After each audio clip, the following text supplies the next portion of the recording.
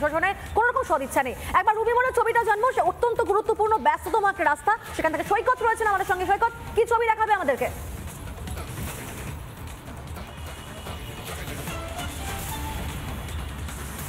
সরাসরি এই এখানে চলে যাব এই মুহূর্তে। তোমাকে জানিয়ে রাখি, হেমন্ত মুখোপাধ্যায় মেট্রো স্টেশন, যেটা কিনা রুবি মোড়ে, এই হেমন্ত মুখোপাধ্যায় মেট্রো স্টেশন অবধি পরিষেবা চালু রয়েছে। আমি একজনের সঙ্গে কথা বলবো। দাদা একটু দাঁড়াবেন। এই মেট্রো পরিষেবাটা একেবারে দমদম অবধি, এয়ারপোর্ট অবধি ফুল স্ট্রেচে চালু হয়ে গেলে কতটা সুবিধা? এবার প্রচুর সুবিধা হবে, প্রত্যেকটা সাধারণ যাত্রীদেরও খুব সুবিধা হওয়া উচিত এবং হবে। আপনি কি জানেন, কলকাতা ট্রাফিক পুলিশের থেকে এই চিংড়িহাটায় কাজটা আটকে রয়েছে, ট্রাফিক ঠিক নিয়ন্ত্রণ করতে পারছে না, সেই জন্যে এই ফুল স্ট্রেচ মেট্রো চালু হচ্ছে। এটা সম্বন্ধে আমি বিশেষ ওইদিকে বাসিন্দা নই, এই সম্বন্ধে আমি ঠিক বলতে পারবো। ফুল স্ট্রেচ মেট্রোটা চালু হলে ভালো হয়। হ্যাঁ, অবশ্যই ভালো হয়।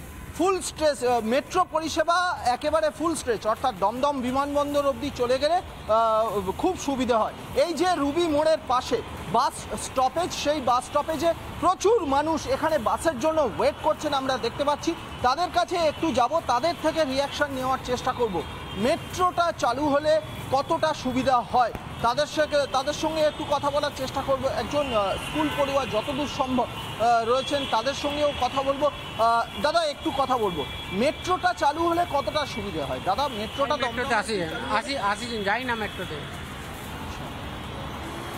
একটু কথা বলবো। সৈকত, বোঝা যাচ্ছে কবি সুভাষ অর্থাৎ নিউ গড়িয়া থেকে রুবি পর্যন্ত মেট্রো চলছে, কিন্তু এই রুটটা যদি বিমানবন্দর পর্যন্ত হতো তাহলে কিন্তু অনেকটা সুবিধা হতো।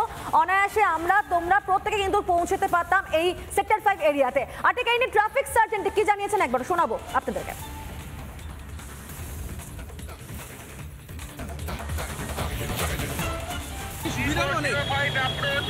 হবে ডিসিশন আমাদের, চাপ কমবে। মেট্রো হলে যেটা হবে, সুবিধা যতটা হওয়ার ততটা তো অবশ্যই হবে।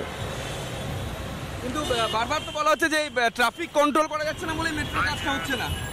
সেটা আমাদের সুপিরিয়র সাহেবরা আছেন, ওনারাই বলবেন।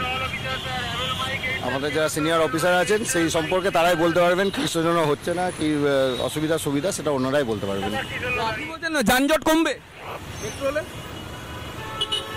দেখা যাক কি হয়, যদি হয় তখন দেখা যাবে।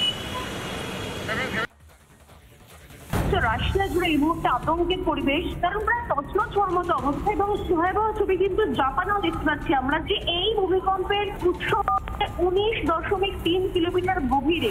একই সঙ্গে আমরা অস্ট্রেলিয়ার ওপর পাশেই রয়েছে নিউজিল্যান্ড, এই নিউজিল্যান্ডের উত্তর পূর্ব দিকের অংশটাতে কিছুটা হলেও একটা সুনামির অ্যালার্ট রয়েছে।